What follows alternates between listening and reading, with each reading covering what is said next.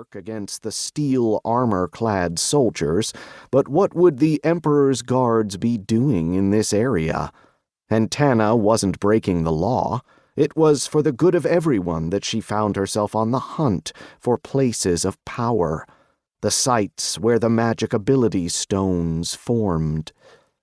Tana noticed certain peculiarities long before she reached her target.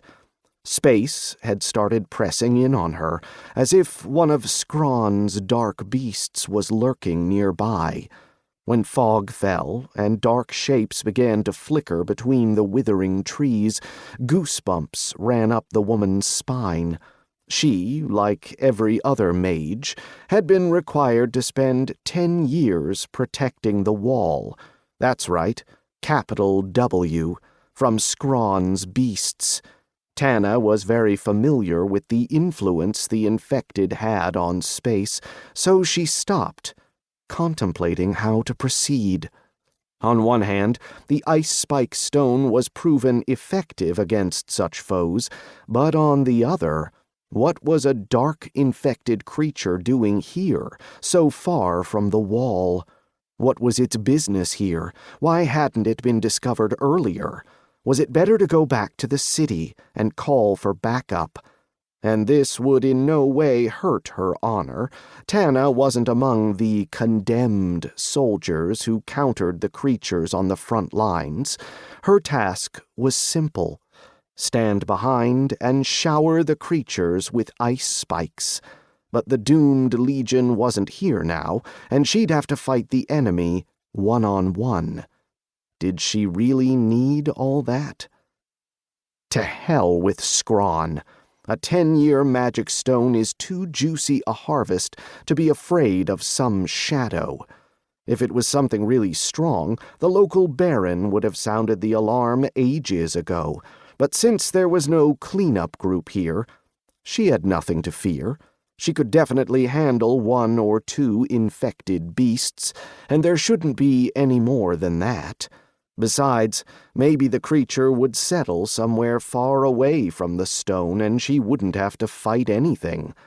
Tana would collect the loot and run back to the city, where she could report the new Dark One to the guards. That's what she should do. The stone would be hers, and then no one could say that Tana Dosk was a mediocre mage.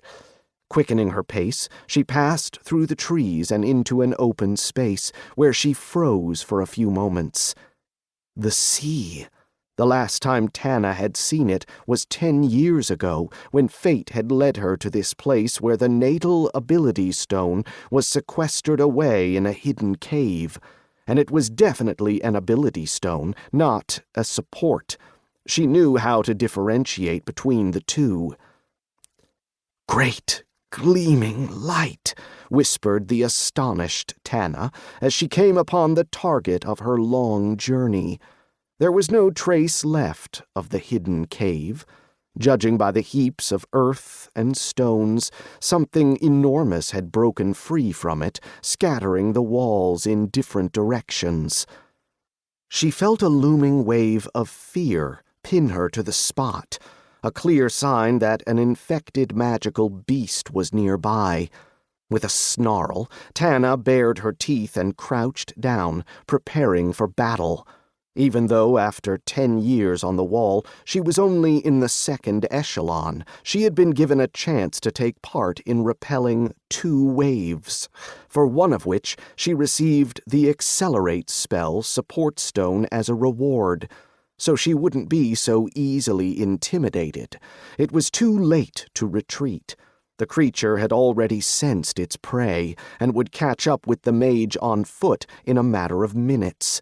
Her only choice was to fight, and she, Tana Dosk, would prove to the whole world that she was worthy of a second stone with 3 facets.